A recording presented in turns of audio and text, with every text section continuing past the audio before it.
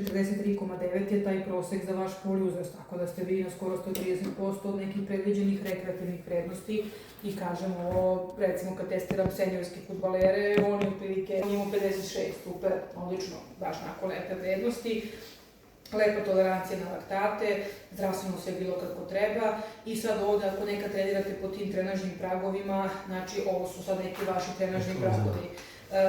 Negde da kažemo da ste dominantno u trci između 133 i 170, to je negde da ne ulazite prerano u laktate. Ako hoćete da razvijate ovu potrošnju kiseonika, praktično razvijate između ova dva praga, ali možete da idete slobodno bliže ovom 172, da imate lep pace, lep intenzitet.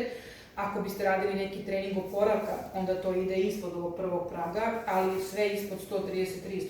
135 za vas je podtrening, znači nećete nikakvu adaptaciju da pravite u organizmu ako radite tako nisan intenzitet, a ako radite neku brzinu, brzinsku izdržljivost, to je high intensity interval trening, one intervale, onda to mora da dignete na 170 i preko slobodno, tako je da bismo napravili ovu laktatnu anaerobnu izdržljivost, znači još boljom i da trenirate, da kažemo, i unapređujete tu i anaerobnu izdržljivost, ne samo aerobnu. Znači